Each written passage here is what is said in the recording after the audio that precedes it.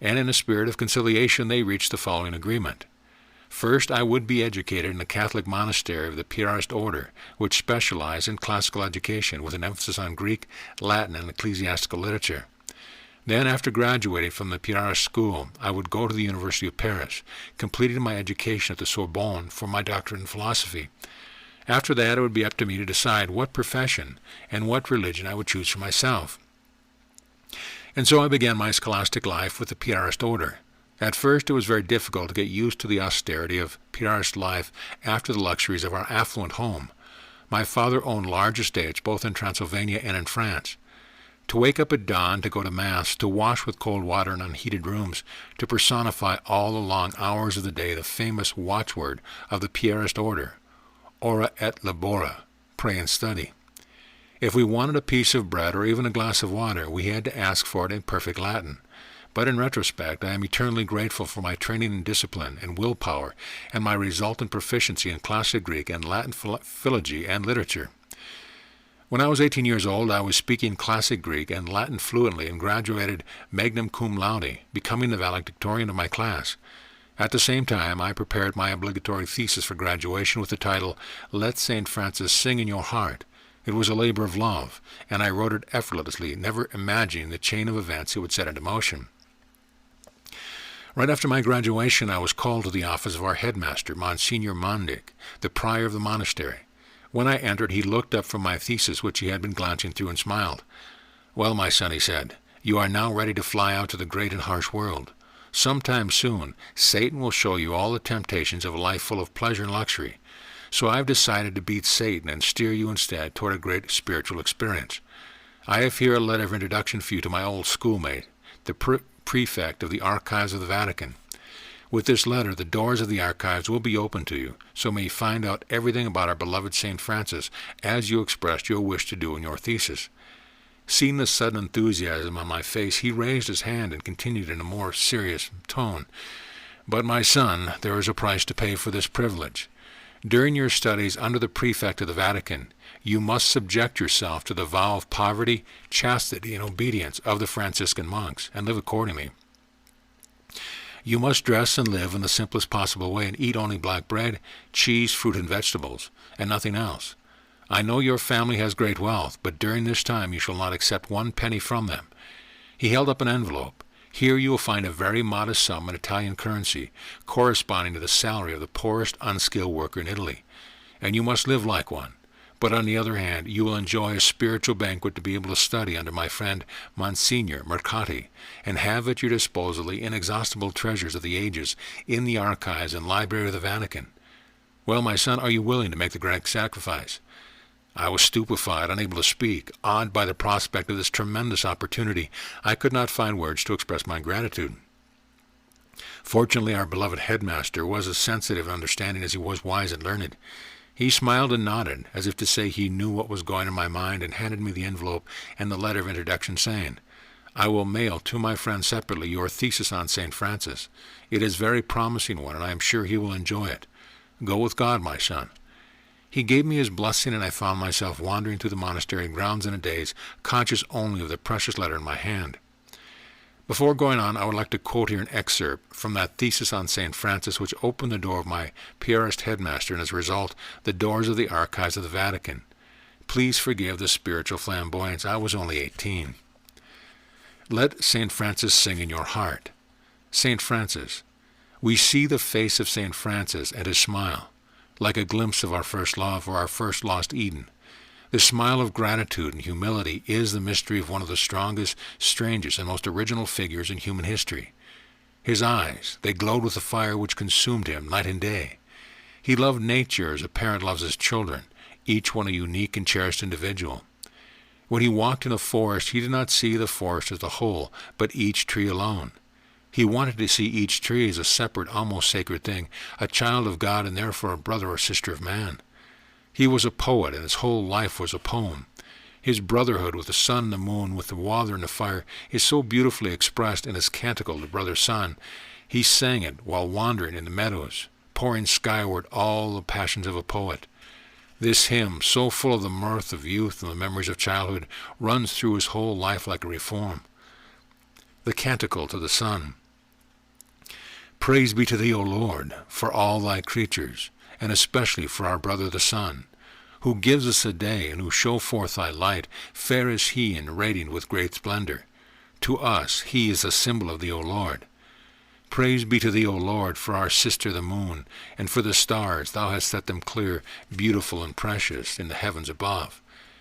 Praise be to thee, O Lord, for our brother the wind, for the air and the cloud, for the clear sky, and for all weathers, by which thou givest life, and the means of life to all thy creatures. Praise be to thee, O Lord, for our brother fire, by whom thou givest light in the darkness. He is beautiful and bright, courageous and strong. Praise be to thee, O Lord, for our sister water, who is so useful to us, humble, precious, and chaste. Praise be to thee, O Lord, for our mother the earth, who sustains and nourishes us, bringing forth diverse fruits, flowers of many colors in the grass. The brothers. The other day I looked down on a lake, and I saw our whole town upside down. We thought to make our town safer and more permanent with massive foundations and watchtowers and the high citadel overlooking everything. But the moment one sees it upside down, the very same strength of might is what is almost vulnerable. The whole world seemed to hang on a thin, God-given thread. I suddenly saw everything in a new light of eternal danger and utter dependence on a divine grace, and I fervently gave thanks from the bottom of my heart to God Almighty that the world had not been chopped and shattered into falling stars. The less a man thinks of himself, the more he thinks of his good luck and of all the miraculous gifts of God, for there is no way a man can earn a star or deserve a sunset. We should be infinitely grateful to the Creator for all the immensely beautiful gifts we receive from Him every day of our lives. Ever since we were born, when we received the first gift, the gift of life, we have been endlessly showered with gifts from God. The starry sky, the mountains with their peaks lost in the clouds, the forest full of God's creatures, the ocean with its vast power, music, books, travel, friendship, love. I am so overwhelmed by His generosity that I'm trying to pay back all that I can. I have such a debt to my Creator that I will never be able to pay back even a fraction of what He has given me. But He never asks me to pay back anything, and this is why I'm trying to pay back at least something every day. But I am selfish, for I know the more I try to pay back, the more He will give me. I try to show Him how grateful I am for all His wonderful gifts, just to receive more and more from Him. When we have seen the whole world hanging by a hair at the mercy of God, then we have seen the truth. From that moment, all our thoughts, all our feelings are transformed into pure, joyful thanks for the infinite love of God. When we know that we can never repay our boundless debt, we gladly dedicate ourselves to a lifetime of trying to repay it in an ecstasy of joy and thanksgiving. This is why we are ragged, penniless, and homeless, yet come forth shouting and singing such songs as might come from the stars, because the stars, passing above us in their radiance, look down on us, the children of God, with envy. My unforgettable first day in Rome. It was with mixed feelings that I left the spiritual island where I had spent the last 8 years of my life and entered the unknown ways of the world outside. My parents wholeheartedly approved of my plans. "A wonderful adventure," said my Unitarian father with a twinkle in his eye. "A great spiritual pilgrimage," said my Catholic mother with reverence in her voice. At my father's suggestion, I went first to Paris and Leipzig to visit the special bookstore he had indicated in order to obtain the best Aramaic and Hebrew dictionaries. He had told me, "I don't worry about your Greek and Latin, but without a working knowledge of Aramaic and Hebrew, you will be lost, my son." About 10 days later, I found myself on an Italian train in simple attire, the dictionaries in one of my 2 suitcases, my letter of introduction and the envelope with its meager portion of Italian lira in my pocket.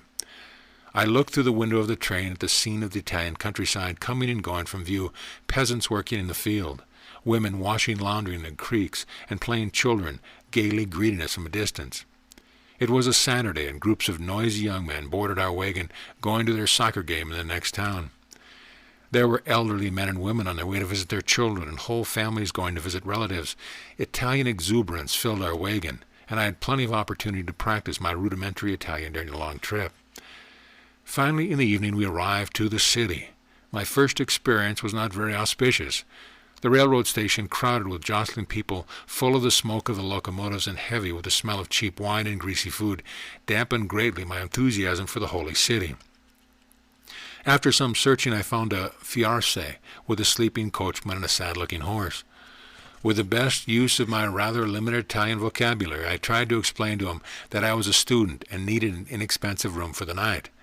"Ah, a student," he said sleepily, as if that explained everything, and urged his even sleepier horse into motion. After a fairly long journey through strange-looking narrow streets full of people sitting before their gates, standing in groups, loafing and watching the passer-bys, we finally arrived to a small two-story house with an open gate leading to a teeny dark lobby, where an old man, reeking of wine and tobacco, received us. I gave the coachman half a lira, which he good-naturedly put into his pocket, complaining with a murmur, "Students," as he drove away.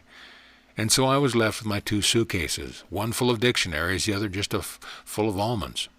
"Come, student," said the old man, leading me what must have been his worst room. "1 lira," he said, extending his palm. "If you stay longer, it will be 5 lira a week. Buona notte," and he shuffled away. The room had no light, but the street light from the nearest lamp-post rather mistily indicated the existence of an old bed with a straw mattress, and an old chair and table with very shaky legs. After trying unsuccessfully to lock the door, I put my 2 suitcases under the bed, undressed, and vowed to put all unpleasantness out of my mind and have a good sleep. But as soon as I began to drift off, I heard the dreaded droning sound of dozens of mosquitoes darting attacks in my face and arms. Trying to fend them off, I realized with horror that they were not my only company. Large cockroaches were walking up and down my body as if they owned the bed, which they probably did. In spite of the stifling heat of my room, my only defense was to dress up again and lie down with a handkerchief over my face. But still a night's sleep was not to be mine. Just as I thought I had discouraged the mosquitoes and cockroaches, a tremendous noise from the lobby jolted me wide awake. An extremely boisterous party had started, with one basso profundo singing some operatic arias, and everyone else joining in, clinking glasses, loudly shouting and so forth. As I lay engulfed by the noise, I realized in my great sorrow that this was Saturday night, and the party would probably go on for hours, and so it did. Every time the basso voice stopped, there were gleeful shouts of, "More, Giorgio, more!" And sadly, Giorgio continued, trying to make up with deafening volume what he lacked in musical quality. The off-key singing and the shouts of "Bravo" and "More, Giorgio" continued intermittently, it seemed, until finally the merrymakers went home by the full light of morning, and I was at last able to sleep for an hour or 2. When I awoke, I realized without a doubt that the sooner I found a quiet room somewhere the better. I politely returned the bed to the cockroaches and looked for some water, but in spite of the existence of a cracked lavore, there was not a drop in the room.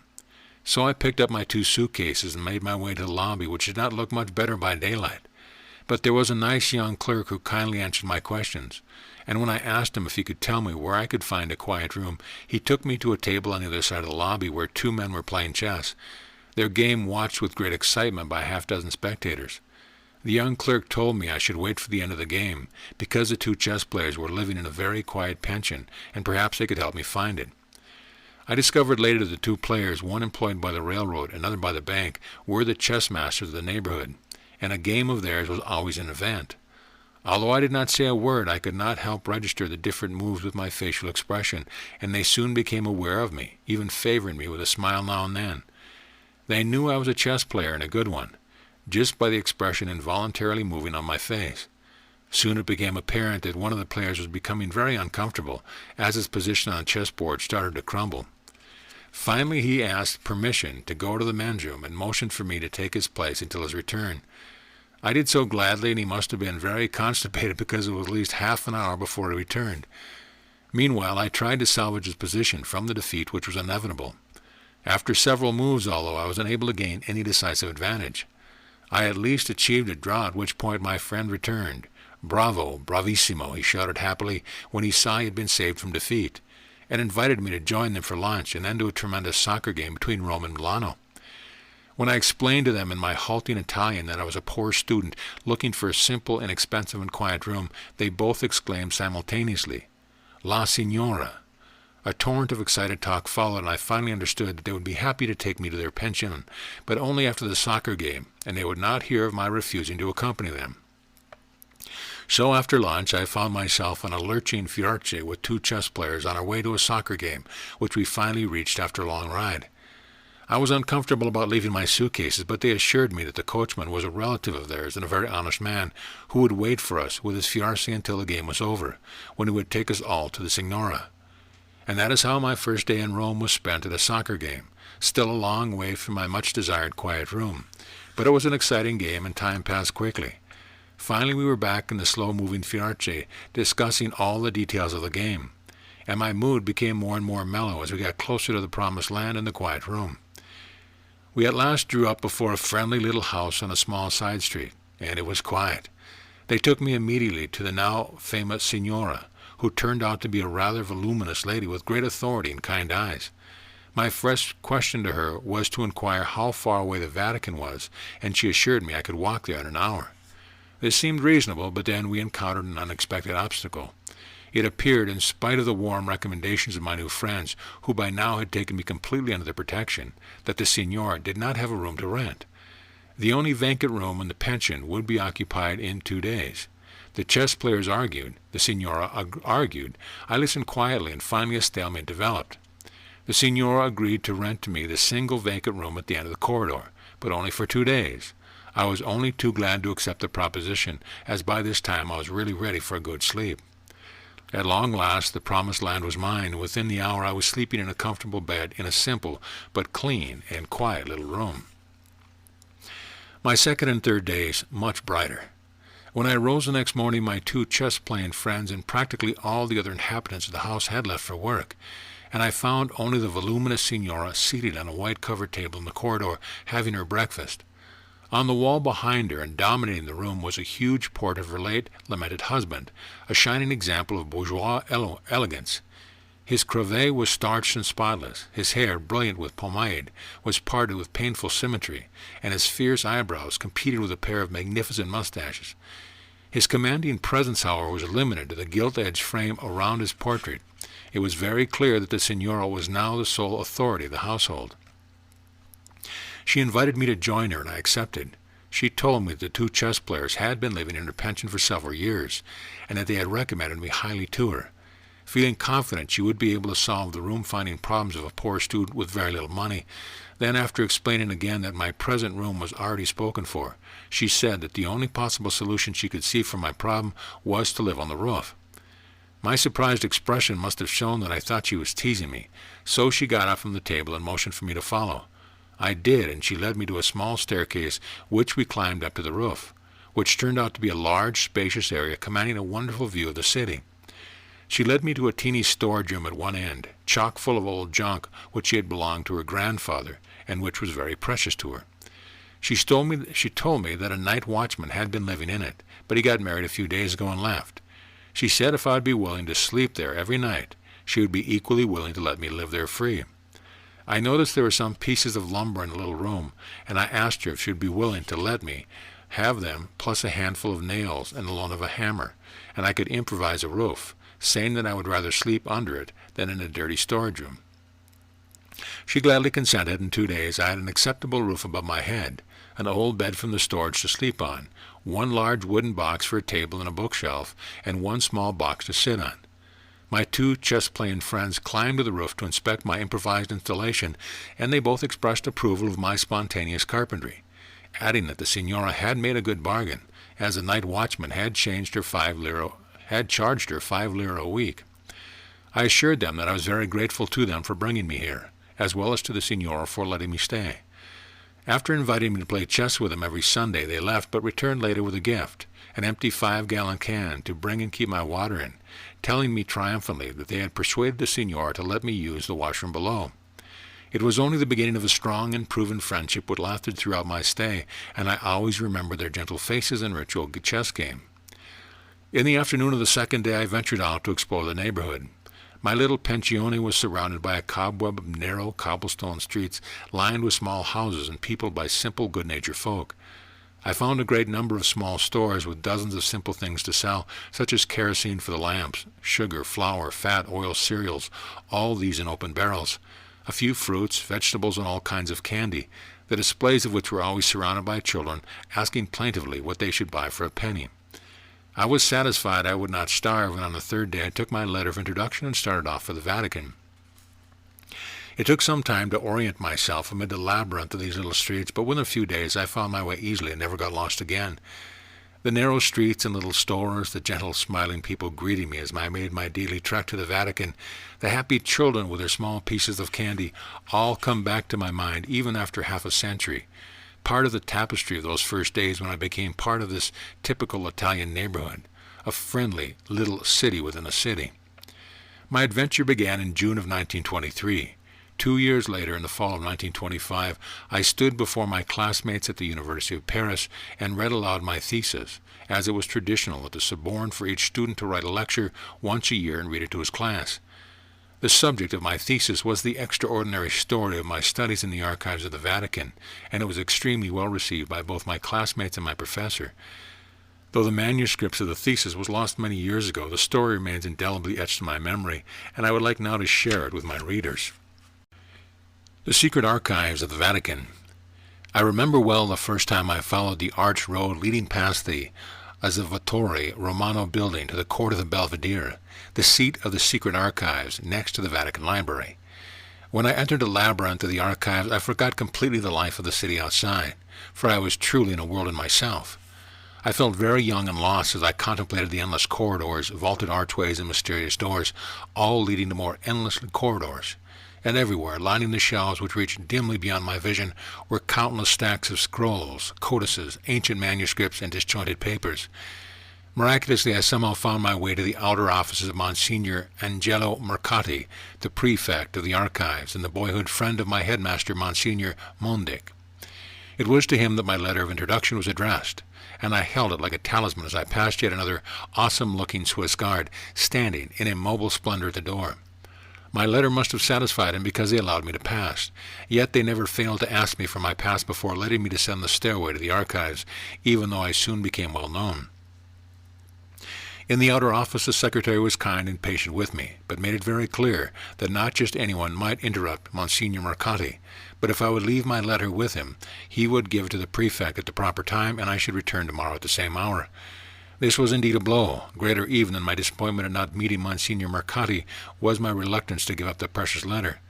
But I was resolved to be faithful to my pledge of obedience, so I gave him the letter and left, finding the teeming and noisy city a shocking contrast to the solemn peace within those ancient walls.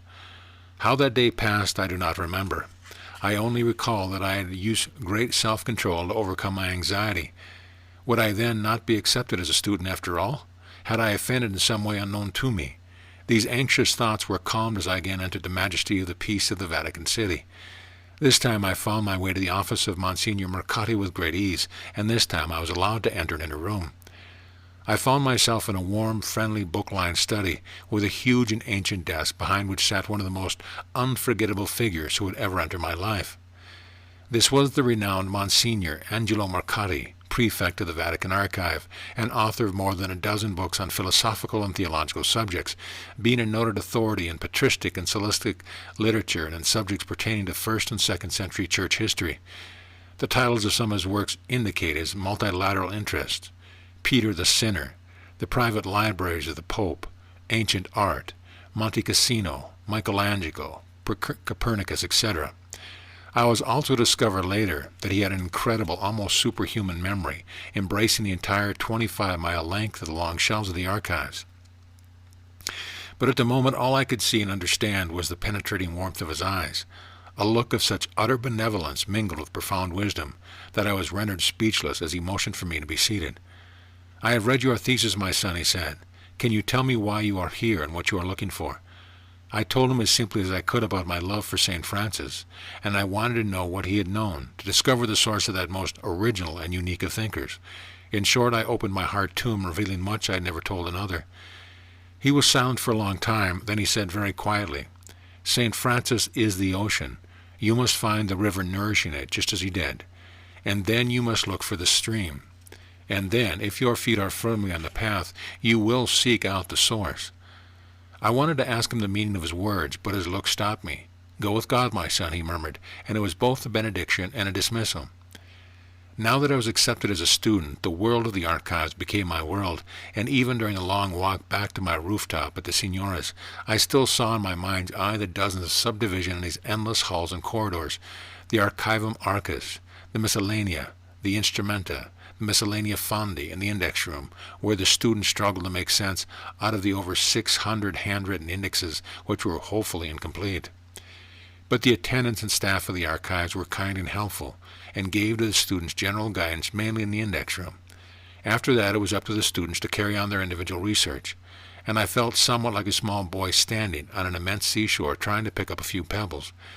At first I did not know where to begin, for while the Vatican Library is mainly a large collection of individual books, the secret archives of the Vatican comprise more than 25 miles of bookshelves of scrolls, parchments, paper manuscripts, and codices. Much of the secret archives is still terra incognito. In one square, dust-filled room, there were over 10,000 packages of unexamined documents. My fellow students presented almost every country in the world, and we shared a fraternal atmosphere of love, devotion, and dedication. Some were students like myself, some were foreign priests, others were officials on unknown missions, but we all ate together our noon meal in a spirit of brotherhood in the courtyard patio, surrounded by trees, flowers, and fragrance of hundreds of orange blossoms. And while my fellow students shared with me their meager portions of cheese, bread, fruits, we would tell each other our spiritual experiences while searching in our microcosmos. For some time I immersed myself in Latin and Greek documents, using my fluency in those languages to delve into everything known about St. Francis. During the late morning hours, always amidst great excitement among the students, Monsignor Mercati made his regular tour of the study room, answering attentively whatever question was asked of him. He had been watching my efforts for some time, and one day during his rounds he told me, "Remember, my son, the Latin Ocean is nourished by the Greek River, which is nourished by the Aramaic stream, which originates from the Hebrew source." And he assigned to me an Aramaic Hebrew guide, a French monk with whom I became fast friends. My work progressed, my search began to take shape, and the enigmatic words of my spiritual mentor began to take on meaning. I also started to notice with new interest a large, permanently closed door near the end of the lower corridor leading from Monsignor Mercati's office, to which only the prefect had the key. I also gathered courage to descend a mysterious circular staircase which led to the oldest part of the secret archives, where the most precious and most ancient documents were kept. It was also at this time that I started my investigations of the 15 enormous closets of the miscellanea. Suddenly I knew I was on track, and I also knew what my next step would be. When I approached Monsignor Mercati to ask his permission to visit the archives of the Benedictine monastery of Monte Cassino, there was an unmistakable twinkle in his eye as he handed me from his desk a letter of recommendation to the abbot, dated the day before. He enjoyed my astonishment. "Go with God, my son. I think you have found the river." I spent many weeks at this most ancient of Western monasteries, which in its long life had suffered everything from Saracen invasion to fire and earthquake, and 20 years later would be in the path of the heavy artillery of the German army. And each time its destruction was followed by a glorious rebirth, stronger and more beautiful than before. I felt the awesome magnitude of the task that Benedict had set before his monks, to collect, to copy, and to preserve all the best of literature, art, and music that man had created, so when the Dark Ages would be over he could once again find his past and his origins. That was not all I felt and learned at Monte Cassino. When I saw the monks walking in the grove and working in the garden, eating their bread and fruit together at their communal meal, meditating in their small individual cells, singing together of the glory of God at morning and evening, I could not help remembering Josephus's beautiful description of life in the Essene Brotherhood of the Dead Sea. And in the archives of Monte Cassino, I made the acquaintance of a gentle Saint Benedict, who transformed an ancient dream into a reality which became a bulwark for the Western world. I returned to Monsignor Mercati. He looked at me silently with those penetrating eyes. "Did you find the stream also, my son?" "Not yet, Father," I replied, "but I shall." He fixed me with another probing look, then slowly nodded his head, and after a long pause said, "Yes, you will." And he handed me a key which I knew was to the locked room at the end of the corridor. "Be sure to return this to my own hands," he told me, "and good luck, my son." I entered the secret room as an initiate of old must have entered the sacred chambers of the Great Pyramid, and this time I did not take my Aramaic guide with me. I burrowed through the dusty manuscripts as if I had a map to show me the way, and it was not long before I found what I had been seeking. A few days later I returned the key to Monsignor Mercati and asked permission to return to Monte Cassino. He looked at my face and smiled. "I am glad you have found the stream, my son." He said, "Now I hope you will find the source." And again he handed me a letter dated the day before, this time asking Abbot to let me use the large vitrines in the scriptorium. I delved into the archives of Monte Cassino like a fish returning to water. The river of St. Benedict carried me, the stream of St. Jerome, which I had discovered in the precious repository in a locked room.